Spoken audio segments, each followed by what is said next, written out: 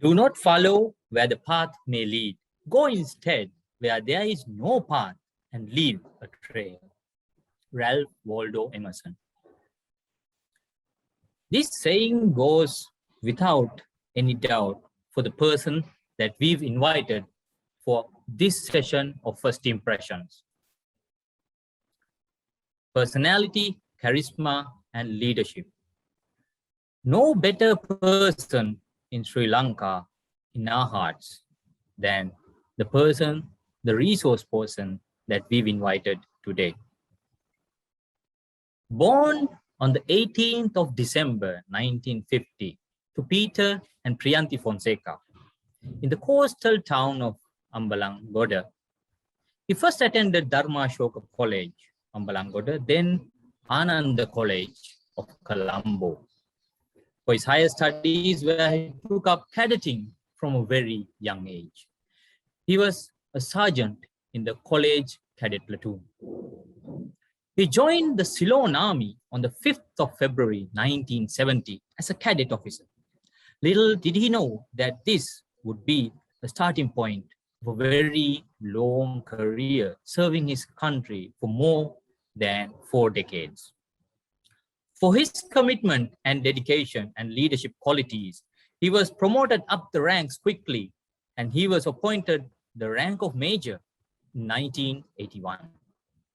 He graduated in 1987 from Defense Services Command and Staff College, Mirpur in Bangladesh.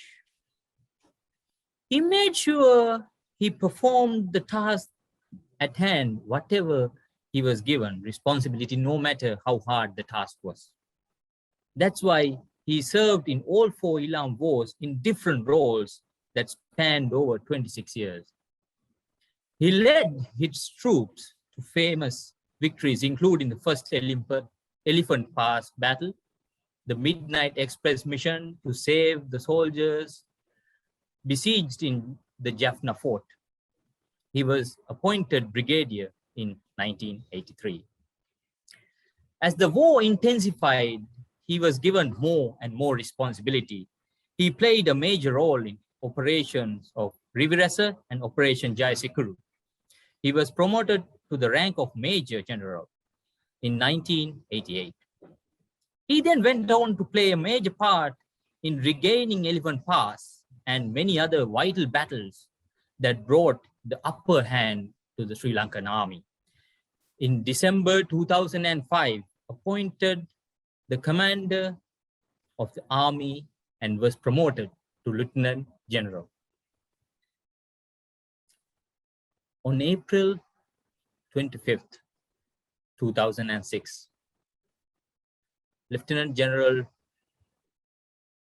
Fonseka survived an LTT attack, a suicide attack, on his unarmed staff car and was rushed to the hospital.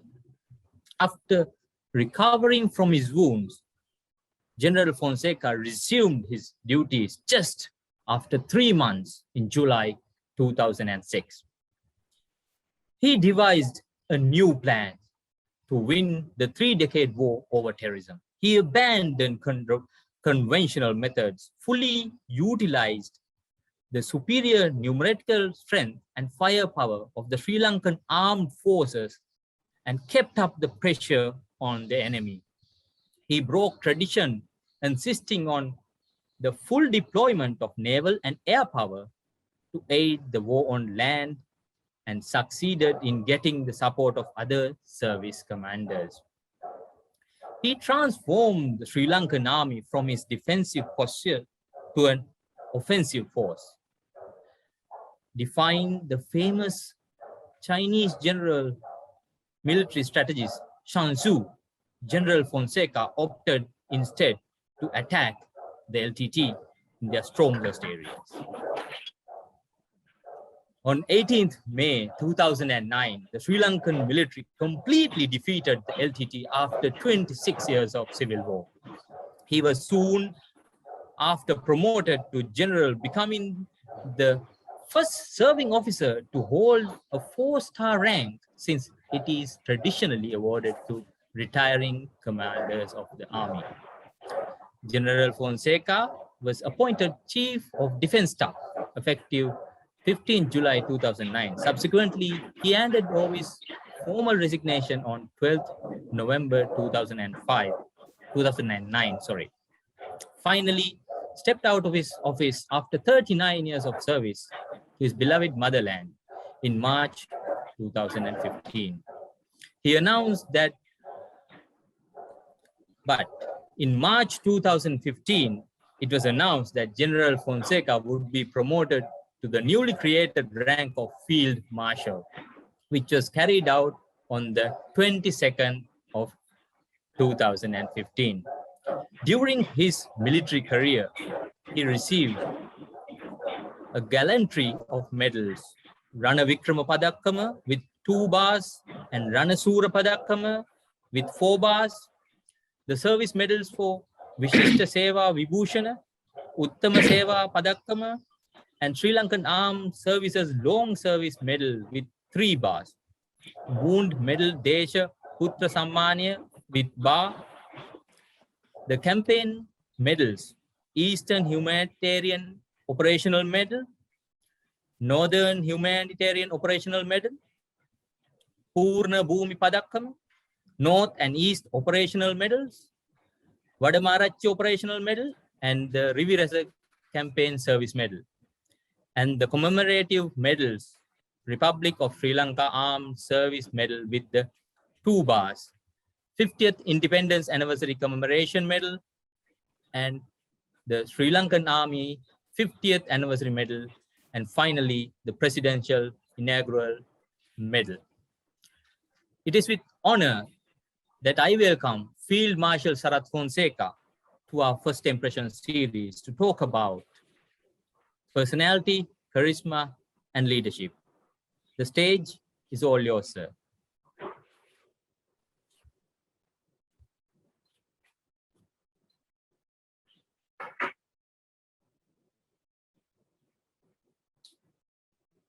Good evening to you.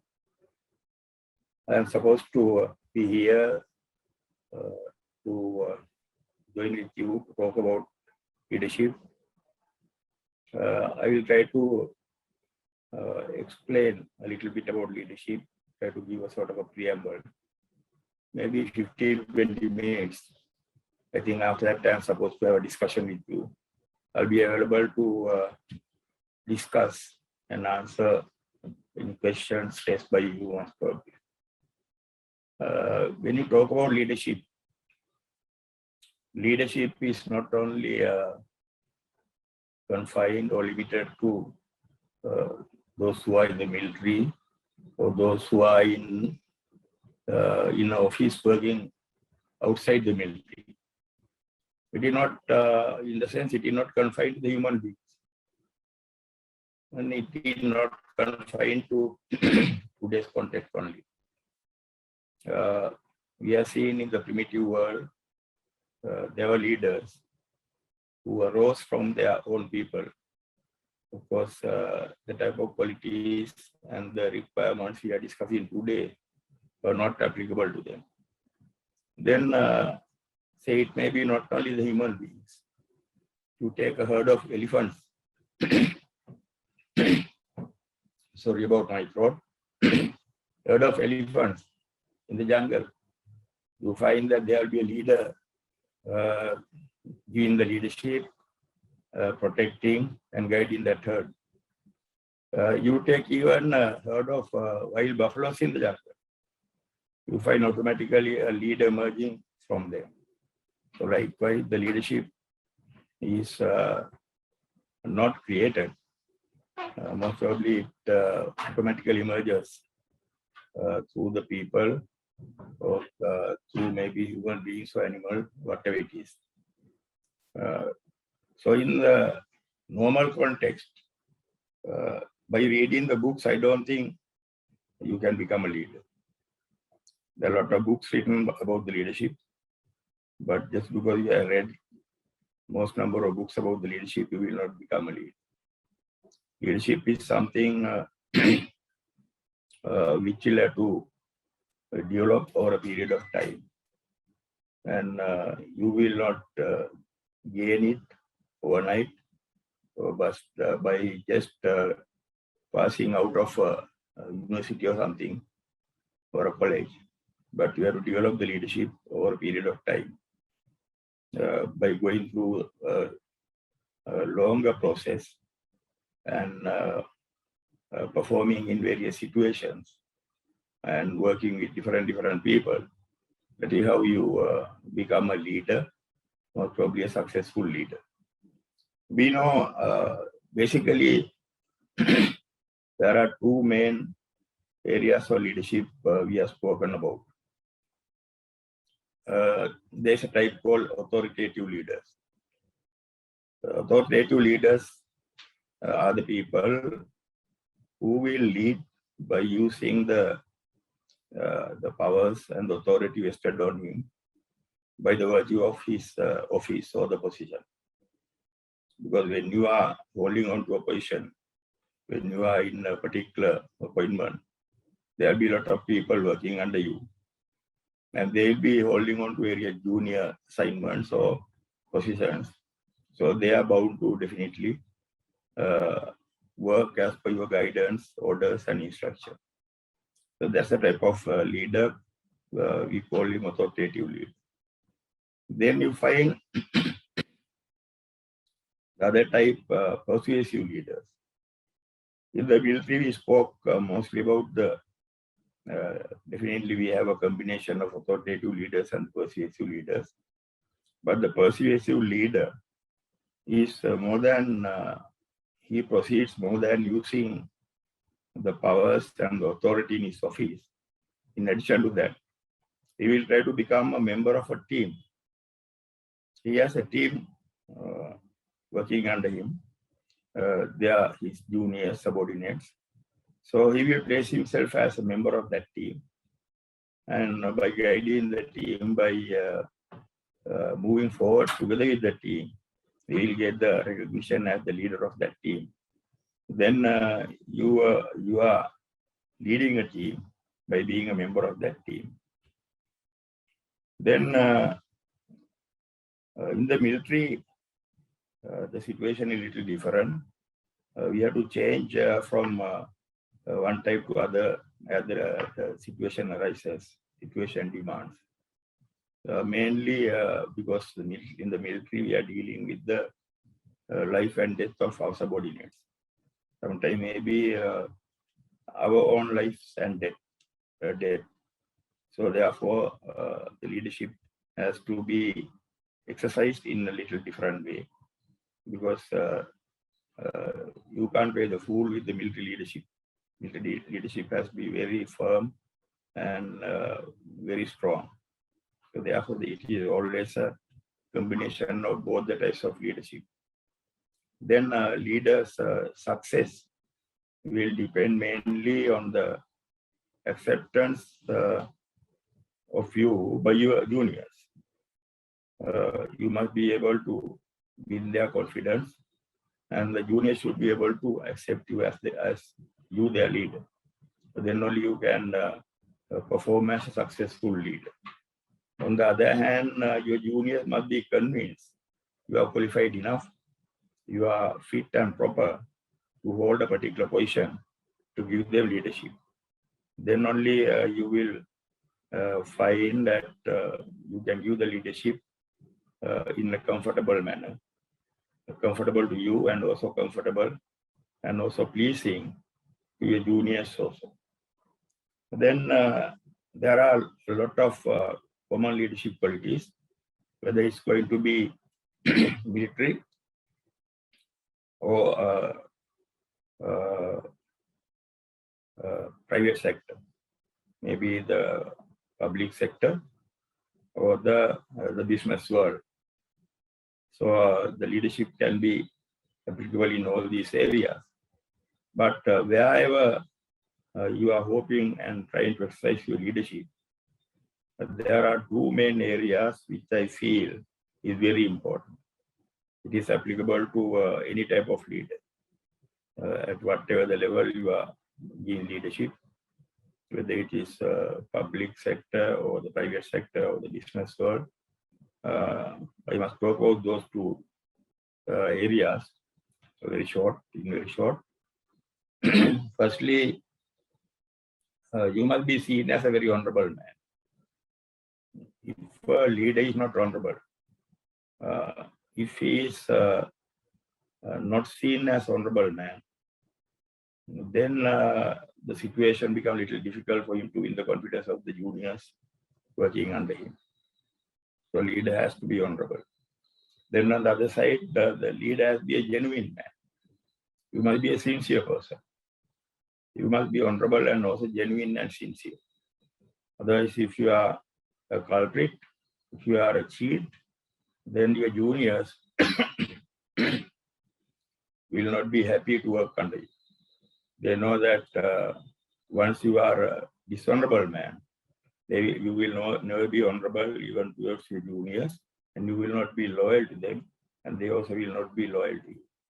So these are the basis, I think, the leadership works. Now, in addition to that, there are a number of qualities, the leadership traits accepted and practiced all over the world. I don't believe that the leaders can be created as and when we want. And at the same time, I don't believe that leaders will be born also. There are places, there are families we have seen. Now you can take a very good example. You take the case of Obama. Somebody might say Obama came from very lower positions, lower levels. But he had the leadership qualities of a born leader or something. No, it is not the case.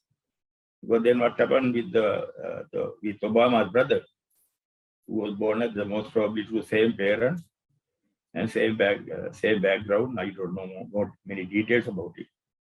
But so it is a case where we have questions, we have doubts about this business of born leadership. I think leaders cannot be created also. You can't create people just because you send them through a university or send them through various workshops, etc. The leader will have to move forward himself. It is his own energy, own thinking, and own desire to be a leader. So with that background, number of leadership qualities, there are quite a number. So I'll have to run through them a little fast, I think, because I am given a certain limit of time. There are quite a number of leadership spoken commonly in military and also in the public. Firstly, these are not from the book basically, what I have seen through my experience. I didn't prepare for this discussion after reading any of the books or any literature, but with my own experience. A leader has to be a qualified man. Qualified in the sense, most probably, very obvious, very simple. He has to have the paper qualification. A person needs to have to hold a particular appointment. So you have to get through exams or whatever it is and complete the qualifications so that you will have the required qualifications to hold a particular appointment, particular seat in a particular place. So it is basically, when I say qualifications, it is the education qualifications.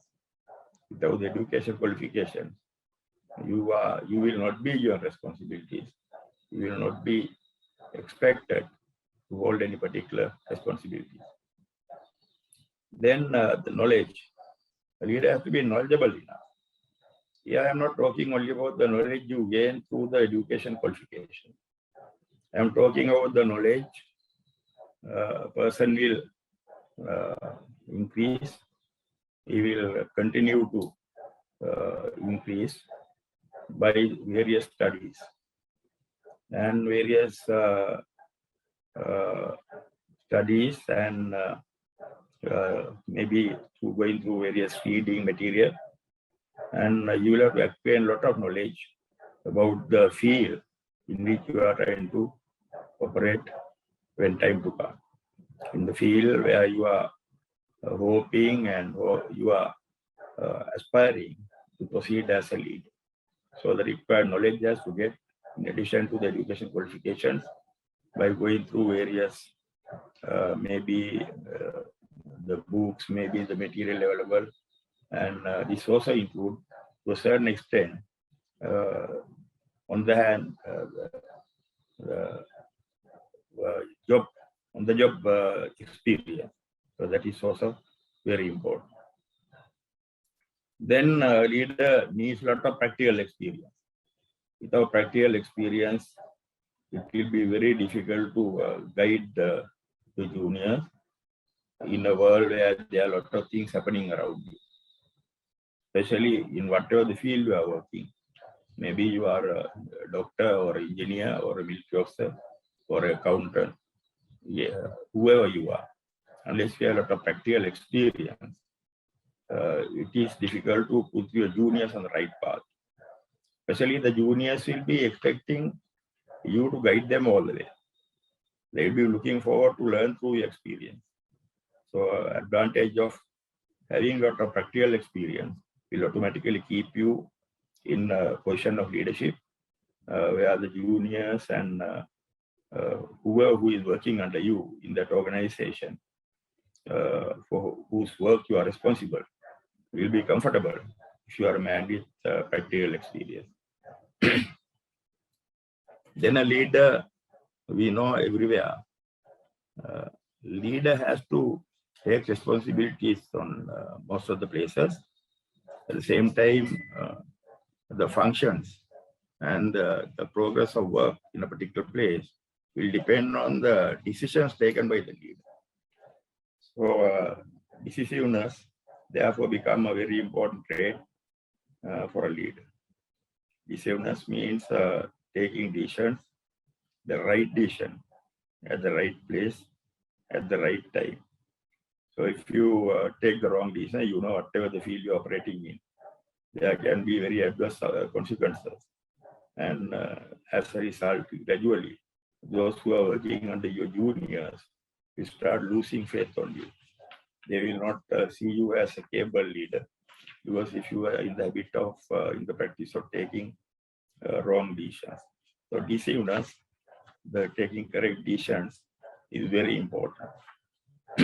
Then a leader must possess the quality of determination. You must be able to work with determination. That means you must, when you work with determination, you also must be a person with a lot of endurance. Determination and endurance is very much required from a person who is holding a colossal amount of responsibilities, because you are trying to move forward in a particular direction. So you can't be a man who is vague and not confident enough about yourself, or trying to not having enough strength to remain in your own decision and remain in your own roadmap or whatever it is. So you must be determined to work towards a certain target. To do that, you must be a man with determination. Endurance on the other side is endurance means basically being capable of going through any hardships, difficult situations, because when you move forward in your profession, or maybe in a particular mission, a task, or whatever it is, the things might not happen the same way you are expecting. Things might not take place in the same speed you are expecting. Same speed what you are happy to see things happening. Therefore, you must be a man with a lot of endurance to be able to go through any activities, any responsibility, while taking enough pain and facing all sorts of adversities, and undeterred should be able to carry on with endurance. That is basically we see not only with the senior leaders in the military. We have seen this is applicable to more than to the senior leaders who will operate mostly from operational room or office room most of the time, doing planning and preparation from the people who are working in the field, doing practical work more than the theoretical work. Those people need a lot of endurance to be successful leaders. Then, excuse me.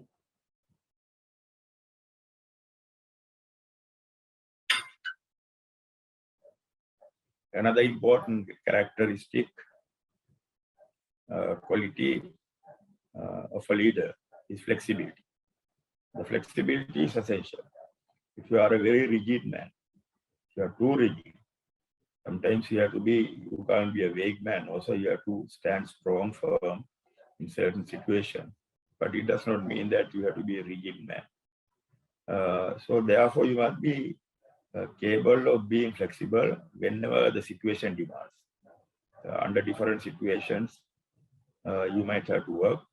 And also, the situations will not be decided only by you. The situations can be decided, it can be influenced by, if it is the military, maybe your enemy.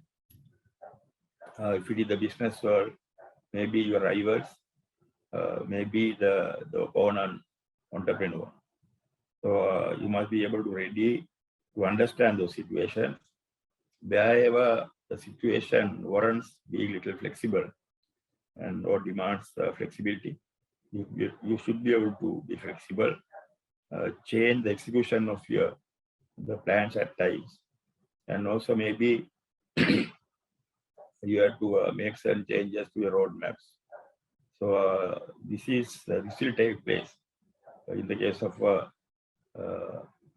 successful leader most of the time during most of the scenarios. Then teamwork. A leader has to place himself as a member of a team, and he has to always consider those who are working under you not as subordinates, and the people who have to work for you. You must not give them the impression that their job is only to carry out your guidelines, carry out your orders, carry out the instruction. But they must get the impression that you and your subordinates, they are working for the same objective, same purpose. So, because on the other hand, there is nothing you can do without your subordinates. Your subordinates will have to definitely make a contribution. There are certain activities, certain areas where their contribution is essential. The leader can guide them, give directions, do the preparation, do the planning. But a lot of contributions will have to come from your team members. Therefore, you must be better, rather than placing yourself as the boss. You must try to place yourself as a member of that team who will be guiding your people in a very pleasant environment, so that the people who are working under you will feel very convenient and very comfortable, and they will see that they are working in a pleasant environment. Then you also have to have the capacity to predict situations, predict the future requirements. You do that basically with the colossal amount of knowledge and the experience and your practical experience, what you achieved over a period of time. So with the use of the experience and the knowledge you have gained by working in different capacities, working in different places, you should be able to predict the future situations, future scenarios, the requirements, what you will be confronted with. So if you predict the situation properly, then it will become easy for the people under you to work with you. Because when you predict the correct picture, you will be taking correct decisions. Obviously, all these qualities I'm talking about are interrelated to each other most of the time. So predicting a correct situation, predicting the future correctly will make it easy for yourself and also for your juniors to prepare yourself for the future activities. That is very important, very essential. Then accept responsibilities. When you work with a team, when there is a set of juniors working under you, you are of course doing a whole lot of things in your day-to-day work, or maybe sometimes in specific projects or missions or activities. So the whole time trying to be successful, but there will be enough occasions where you will not experience, you will not see the things happening the way exactly you are expecting. Sometimes the things can go totally wrong for you. Things can happen in a manner which will dishearten you totally, which will create a lot of unexpected problems. So in situation like that, if the situation has been adverse situation, unfavorable situation, you have failed in achieving the results you are aspiring to achieve, then somebody will have to take responsibility for that. You must never be in the habit of passing the responsibility to the juniors. If the juniors are victimized, when the things go properly, you take the credit. If the things are collapsing, not happening properly, you pass the buck to the juniors. That should never happen. If that happens, wherever you go, the moment your juniors hear that you are coming to work with them, you are coming to take up a certain appointment, people will try to look the other side. People will want to run away from you, rather than they will looking forward to work with you. They will be happy to be away from you and not to work with you. So accepting responsibilities is very important in that matter. Then setting example and self-discipline.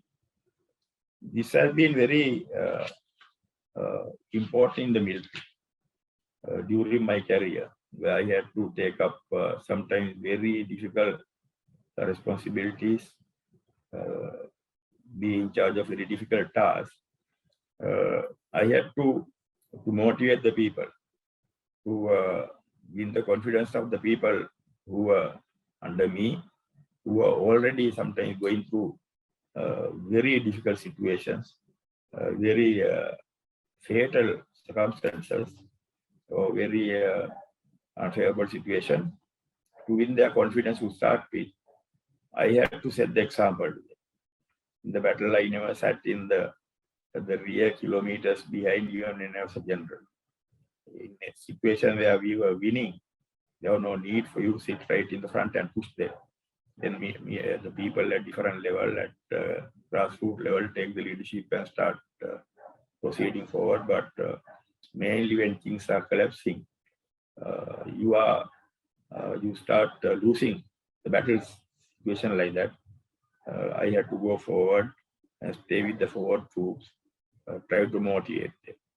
So setting the example by sitting in front and trying to hit the enemy, attack the enemy, destroy the enemy, overcome the enemy, overcome the adverse situation.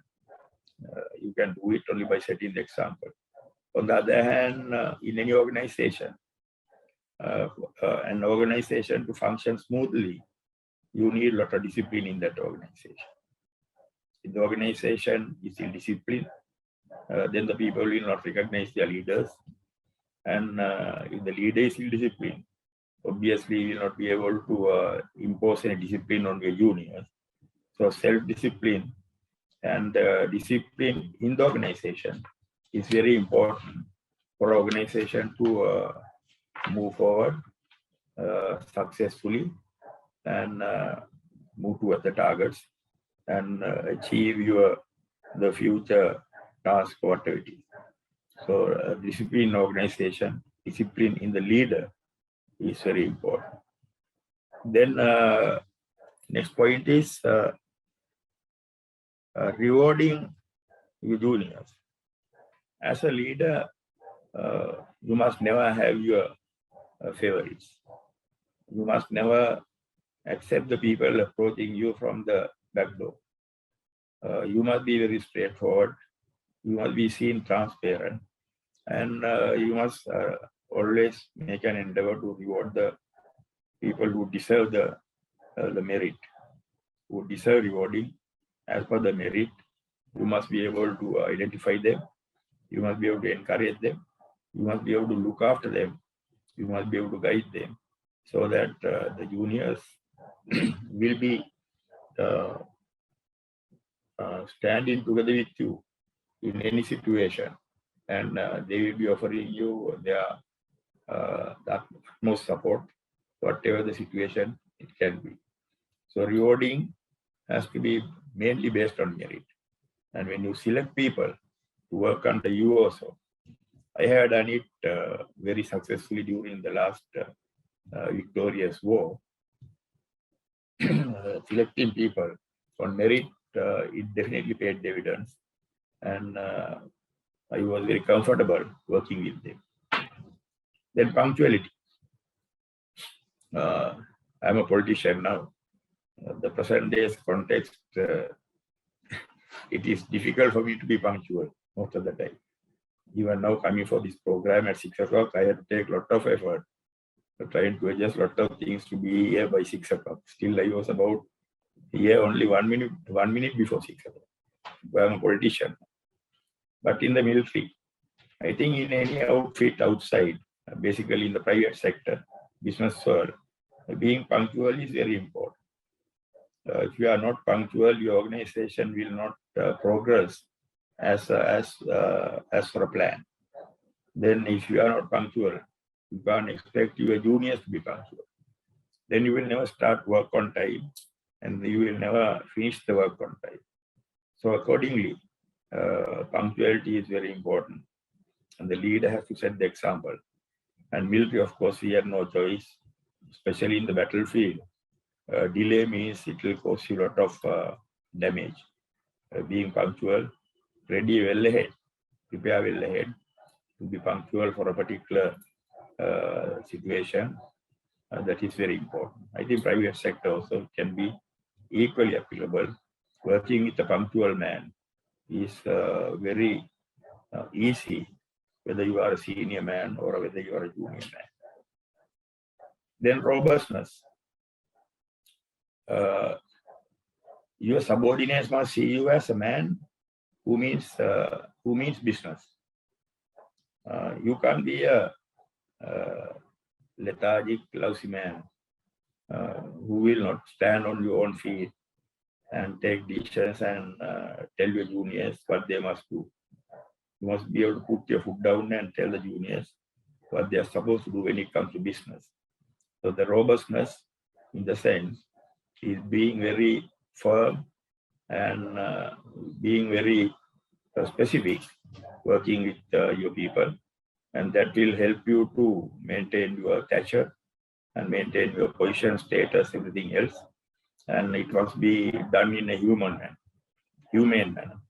The robust does not mean that you must behave like a devil or something and try to start hitting in all directions, left, right, and center, wherever you have to work with your juniors. Sometimes juniors will do a good job. Sometimes there will be some juniors, unfortunately, failing at times. But just because you are a robust man, you can't be a man who is not ready to understand, realize the real situation. So the robustness means working with a firm and specific mentality, and being a strong state leader. Then finally, I come to, I think I went through about 10, 15 qualities. I don't know how much I was going through because I didn't copy it from a book or something. Most probably something little more than 10. So finally, I have come to one of the qualities a leader must possess. This is very essential, although it came last, it is not least. A leader must be always concerned. You might not be able to show it outside all time that you are of that nature, but you should be able to, you have to take some interest about the welfare of your people. Because you need the organization to be comprising of happy people. If your organization is comprising of unhappy, disgruntled people who are having too many personal problems maybe, or maybe having certain drawbacks and problems in their profession. So to overcome that situation, you must be a man concerned about the welfare of your people. Welfare means a lot of things. on one hand, it is applicable to their promotion. On the other hand, it is applicable to their the salaries, the payments. Then on another hand, it is applicable to their family life also. Whether your organization is ready to help your subordinates to boost up their the private life, because they may be married people, they may be having children. Children may be having some problems at home. So you must have a system where you are aware of all these issues and also give a helping hand to a person who is in need of some assistance at some time. So these are the main areas I thought which will be useful to the aspiring leaders, and not only to the military people, even those who are the youths who are holding important appointments, although they are maybe not very senior in their organization. But I'm sure if you can at least look into these areas by reading the book or listening to my lecture, you will not be successful. I want to remind you again. But over a period of time, when you are going through your job, your work at your workplace, you must be able to speak to yourself, always talk to yourself and find out whether these areas, what I mentioned now, you are concerned about them, and wherever the opportunity is given to you, you are in the habit of practicing them. Thank you very much. I think we are going to have a discussion. Yes, thank you. I think I have taken, they said 20 minutes, I have taken much more than that. Sorry for that. Yes, that's perfectly okay. Thank you for your wise words, Field Marshal Sarath Fonseka. So the panel for the question and answer is open, and I did get few questions already.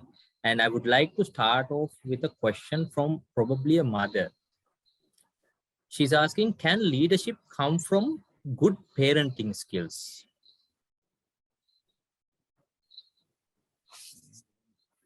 Well, obviously, not that leadership comes from only from the good parentship, but that is also one of the important areas. Because a child or a human being can mess up his life starting from the very beginning. The base, the foundation, the basis is prepared, laid down at very younger stage for a person. So obviously the parents will, at home, parents will have to guide him on the right lines. He must grow up in a correct environment.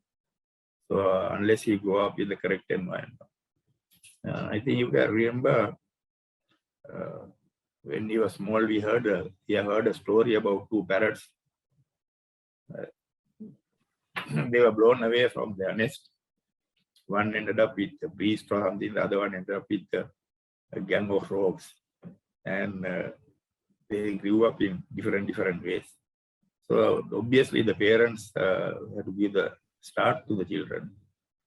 They will have to take responsibility for that. If they don't give it, they fail to give it, a child's future can, somebody's future can be very dangerous or end up in disaster. All right. Good explanation on how okay? parenting would. Yes. It would really make sense for anyone who's thinking, how the parenting skills would actually make a difference to the leadership. The next question is, how do you strike a balance between humane and being a robust taskmaster? Like between what and robust? Humane Can you repeat the question? Being robust. Between what? Robust and? Humane. Not clear. A little faint on this. Humane. Humane, okay. No, robust does not mean that you are inhuman. You have to be, obviously, the human qualities must continue to remain. You can't deviate from that. But robust in the sense, in a particular moment, the application of your authority, your position towards a particular job or a particular task, mission, we'll have to be firm and very strong and steady at a time. So you must have, try to be the robust in that sense. Robust does not mean that you have to behave like a rowdy or something like that. It does not mean, it is not the meaning of talking about a robustness of a leader.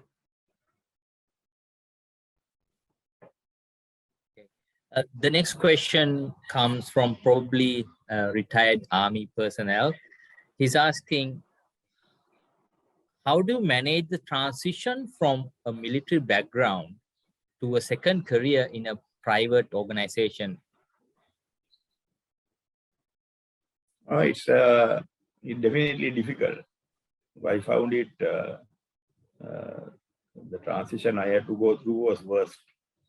It is, I had to end up in a place most of the time where there is no discipline at all, no punctuality. You don't come across most of these qualities with the politicians, to be very frank about it. But it will take time also. If you go to a new place, especially the military is a different place altogether. The way you work in the military, the way you are training your people, the way you are maintaining discipline, all that is little different to obviously the normal outside situation. It is not uncivilized, but the application is different at times. So obviously, when you go to a place, you must be interested, you must make an attempt to understand what's happening in the new place. You have no choice. You have to change. If you are a man who doesn't want to change, you try to maintain the military standards and the military ethos and the military way of doing things in any other place. It will make that place very uncomfortable for everybody. So it definitely, it took for me basically, I think, more than about 5-6 years to understand really how to move around in a place in this political world. So it takes time. You have to do it very patiently. You might make few mistakes. There will be ups and downs, but it's not impossible. Okay. A brilliant follow-up question came from one of our senior lecturers. As a leader, you make plans to rectify certain issues. And how do you act when your plans do not go according to plan, especially in a crisis situation? I have gone through very the crucial and the fatal crisis situations at times. Plans will not always go as per your plan, as per your requirements. So you must be ready. First of all, you must be ready to face any eventuality, face changing scenarios, face diverse situations. So therefore, you will get that capability. As I said earlier, if you are knowledgeable enough, and if you have come to a place with from the back door, then you will have a lot of problems. But if you have gone through experience and practical experience, and you have gained the required knowledge, then first of all, you will have self-confidence. When you have self-confidence, it is not difficult for you to face the changing situation. Obviously, you must be, when you plan out certain things, when you make a roadmap, you must have the alternative plans in your head. You must be mentally prepared to face varying situations. All right. Going on the leadership track.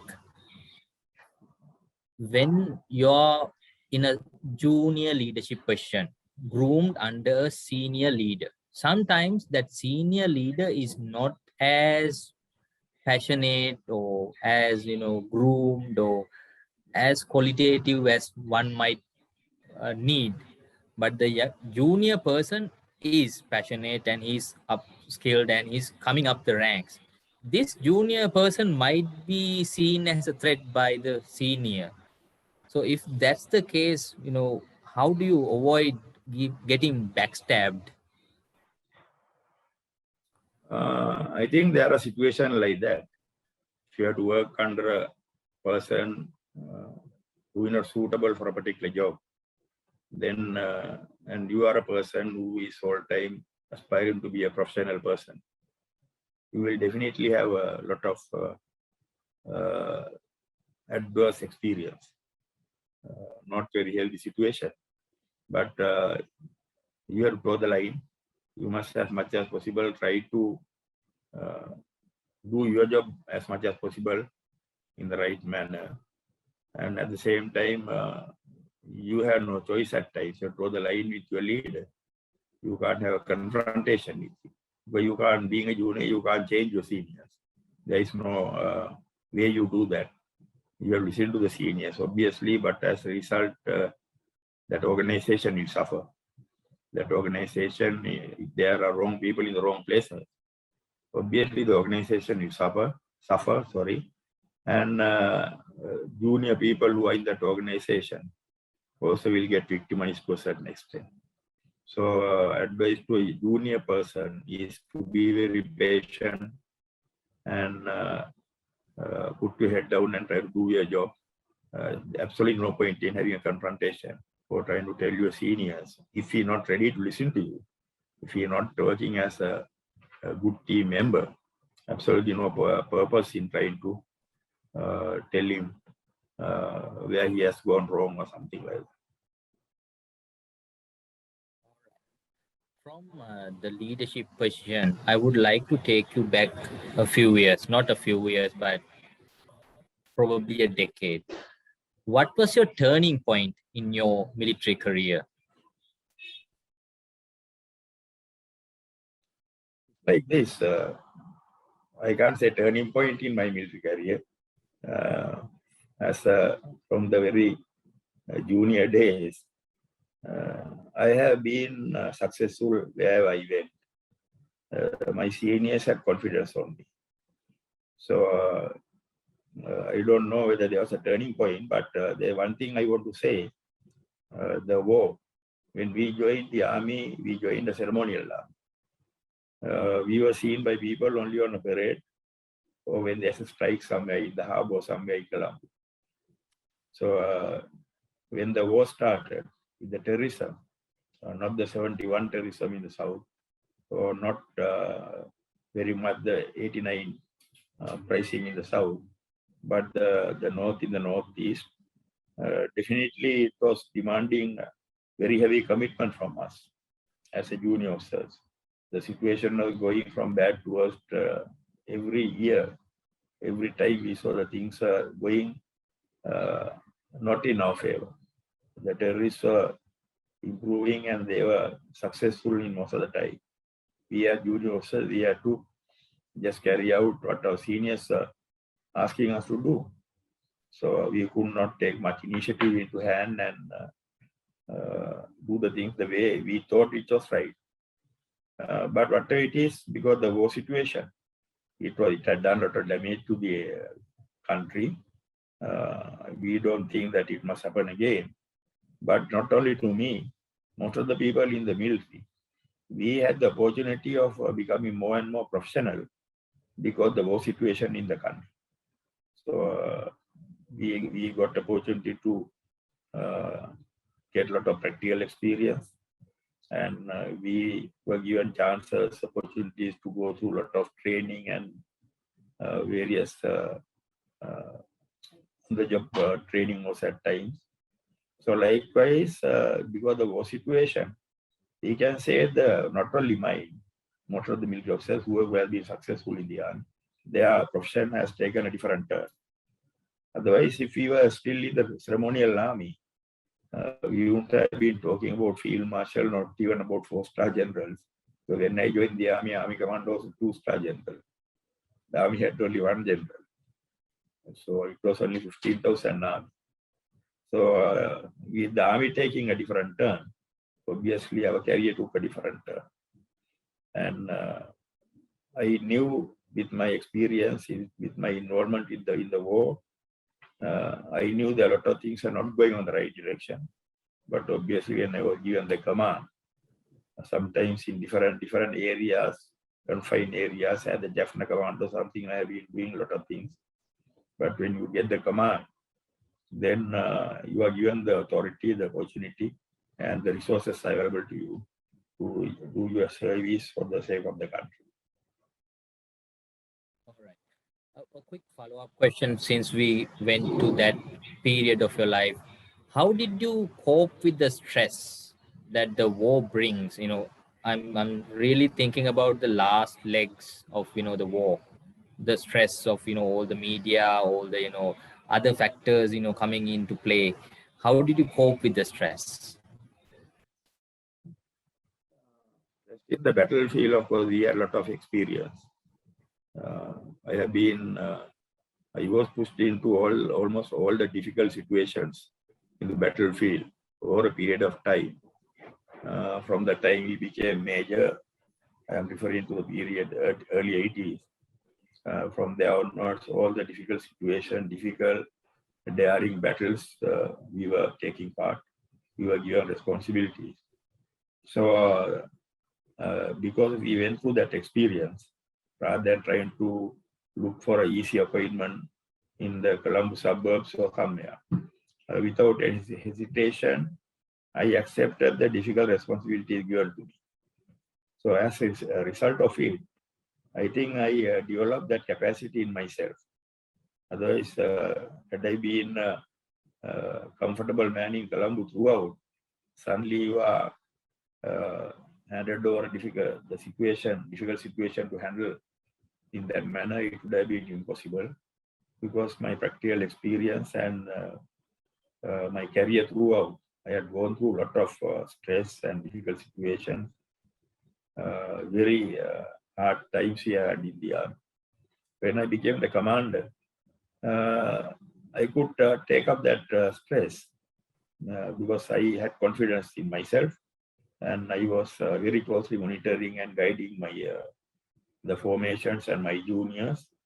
I was making all the plans in my head, other than putting a lot of things in paper, writing a lot of things, trying to do a lot of things on the computer. I didn't do any of those things. Even with the politicians, I didn't discuss much about my plans. I only discussed the most essential things which are concerning immediate couple of days with them. So likewise, I had confidence in me. I had the vision. I knew I have a job to do. In addition to that, I had promised the nation also that somewhere around 2008, I promised the nation that I will accomplish this. So then I had given a promise. So I had no alternative other than going through this and accomplishing that mission. So therefore, with all that background, working in such a scenario, there were, as you said, the media sometimes attacking us. There were politicians, opposition politicians attacking me personally. The one man even went to the extent of saying I was not fit to be commander of the army. He said I am not fit to be even the commander of the Salvation Army. So there are situations like that. But we had to go through, bear up all that and take everything lightly and concentrate only on the mission we were working on. All right. Moving to a question by Professor Sam. Most institutes in the country lack leadership succession plan. This appears to be the primary cause of system failure. What can you do to make this right as a leader?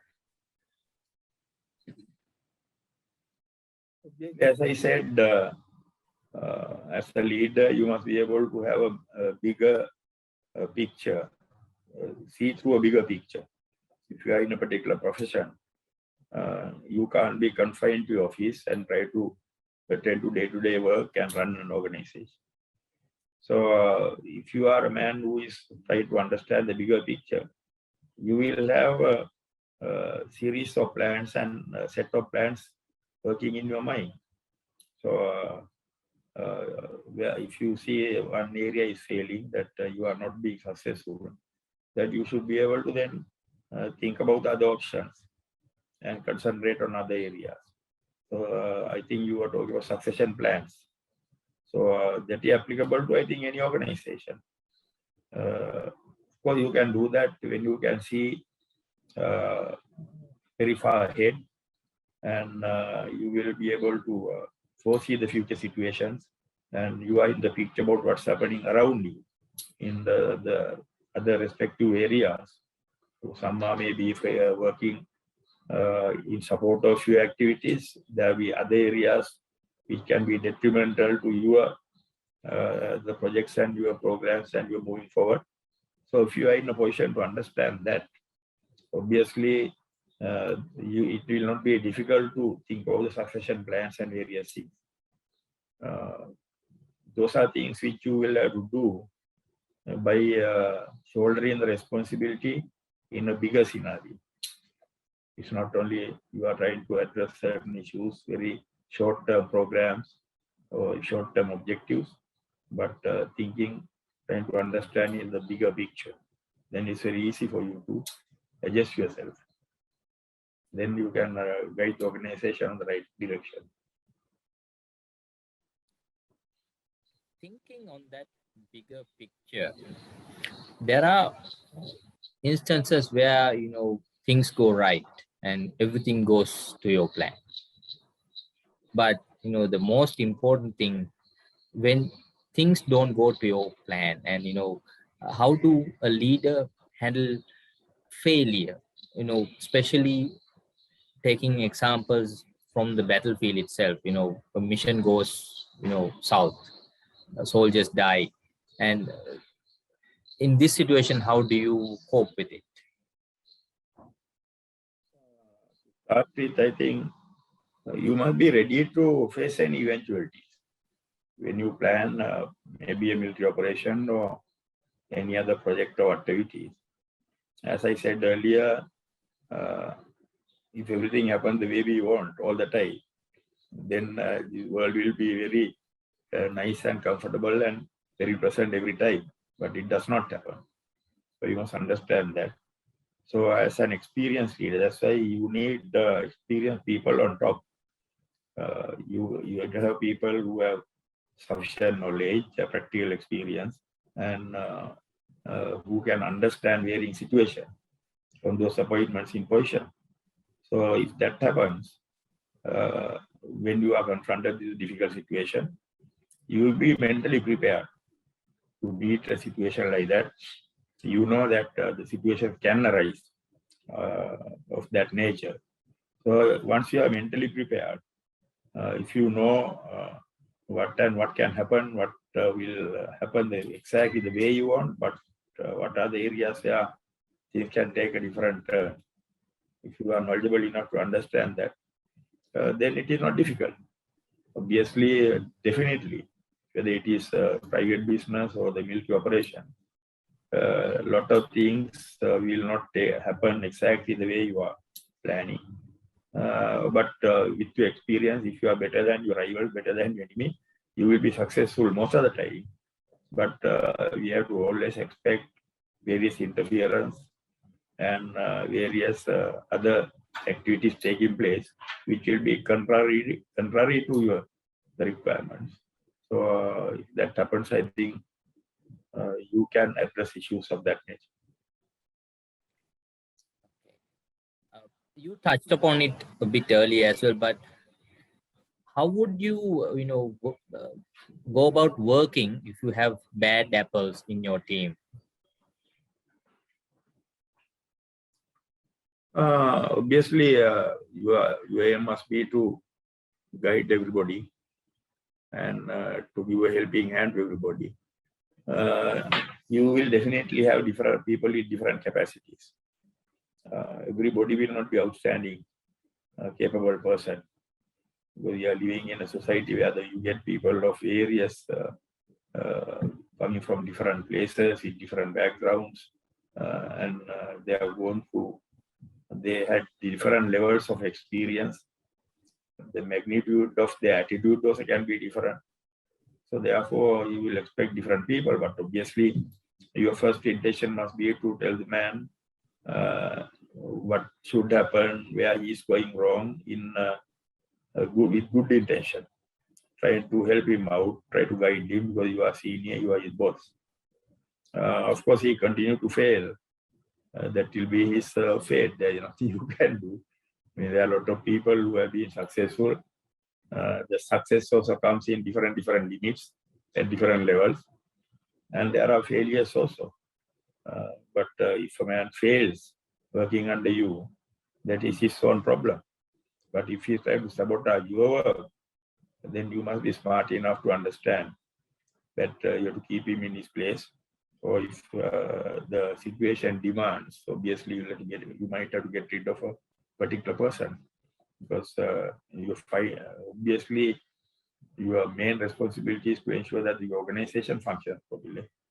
If the organization functions properly only, that you will be a successful man. So anything coming against, contrary to, as opposed to that requirement, you will have to definitely take the required measures and required action to rectify that. How would you go about motivating your team? Obviously, as I said earlier, if you are accessible man and if you are a qualified, knowledgeable person, your juniors will definitely look up for your advice, guidance, and your assistance, your direction. So if that is happening, the juniors will look forward for your leadership. Then with that background, once you win their confidence, you can motivate them to do the right thing. You have to explain to them that what they are doing is very important. Their contribution is very important towards the success of the organization. Unless they contribute with some commitment, we will not be able to achieve success in our day-to-day work or in our long-term objectives. So mentally, you have to prepare them like that. And otherwise, there may be other things also do. Whole time you can't be putting pressure on them, trying to see as a taskmaster only whole time. But as I said earlier, there will be a situation where you have to be a friend for them. There will be a situation where you have to be guiding them like their parents, to be their protector, to be a man who is definitely standing by for them in any eventuality and situation. So if that happens around the place where they are working, obviously they'll be motivated. There can't be a disgruntled man around if you can create that environment, atmosphere.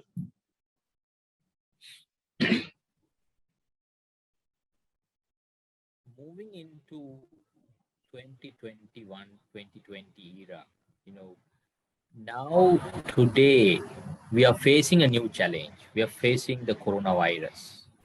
How do you go about attacking an enemy that you can't even see? Obviously, this is a health issue. That's a medical situation.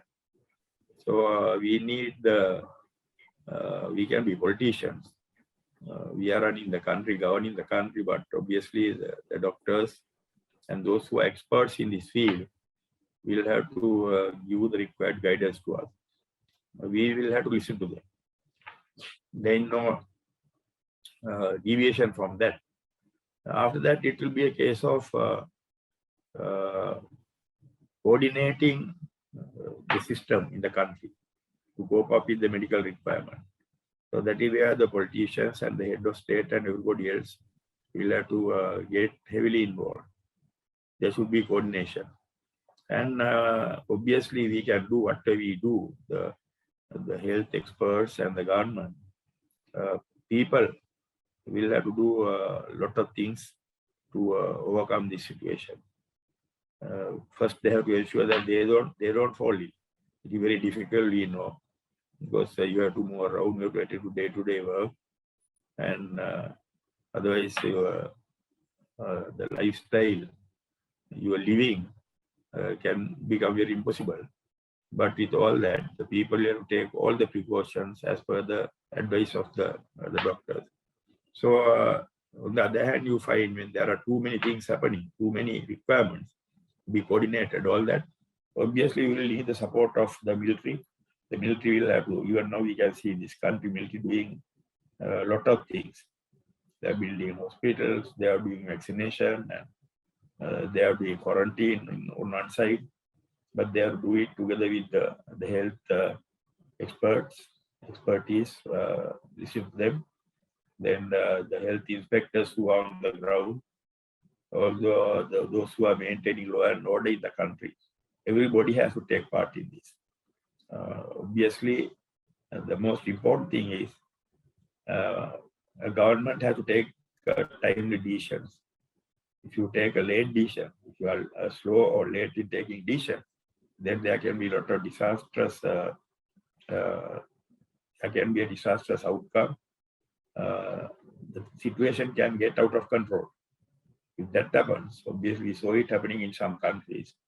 If we, because we are lethargic and we are not smart enough, we are not intelligent enough to understand that, then obviously the country will go through a very bad period.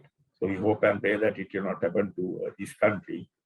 And at the same time, I personally don't think we had done everything right so far in this country.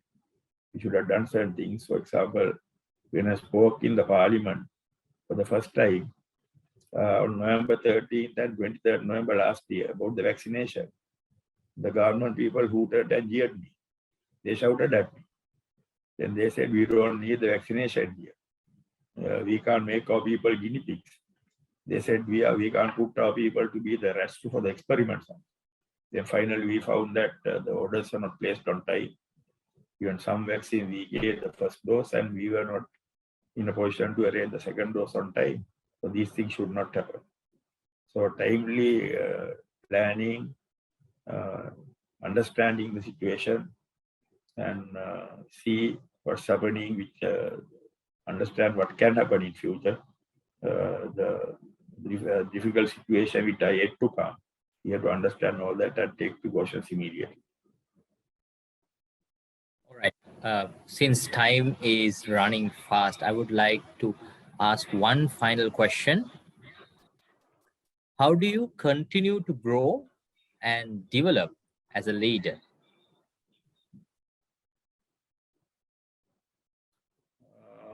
Region in the sense you are talking about this, the region where the Sri Lanka is in existence, or within the country?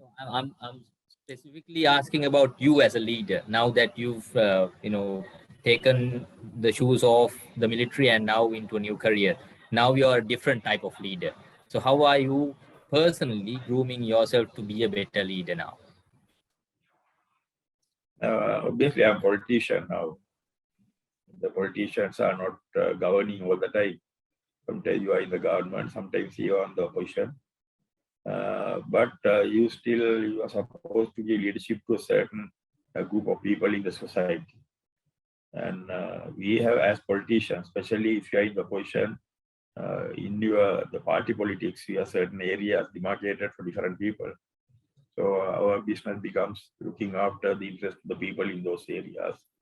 Although we don't have facilities, resources, like what we had when we were in the government. So if you are a politician in the government, obviously you have the government machinery with you.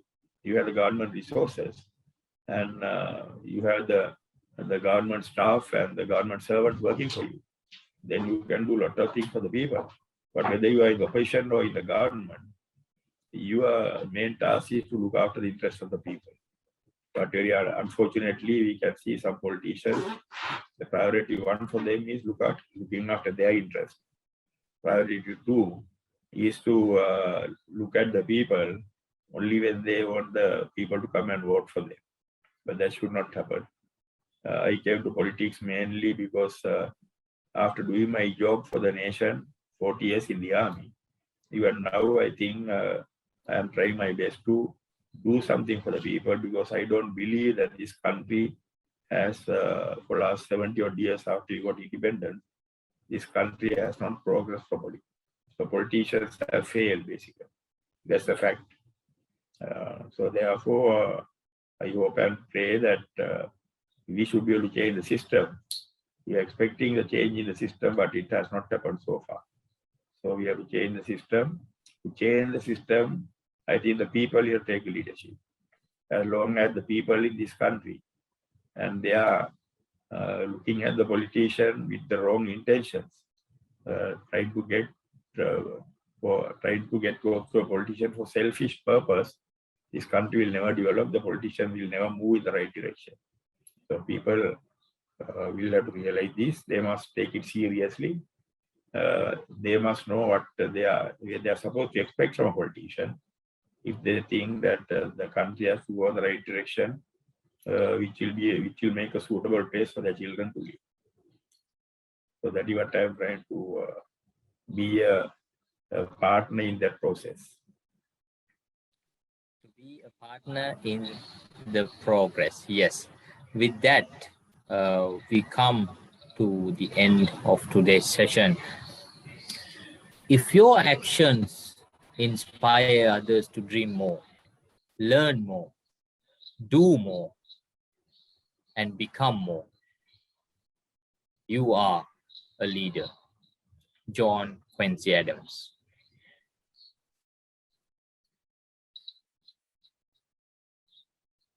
Dear Field Marshal Sarath Fonseka, thank you for gracing this occasion, gladly accepting our invitation to speak on the second leg of first impressions and delivering a kind and timely note on charisma, personality, and leadership, and sharing your personal insights and personal experience, and giving the nation a second glance at some of the incidents that might have missed the public's eye back in the day. We as Edulink would like you to receive a token of appreciation. All right. So please gladly accept our token of appreciation by Dr. Gayatri Aklivattuduge for participating and giving your fullest support for this event on this day. Thank you, Field Marshal Sarath Fonseka, for everything that you have done for us. With that said, ladies and gentlemen, we have come to an end of today's event. A fruitful session on personality, charisma, and leadership by none other than Field Marshal Sarath Fonseka. Please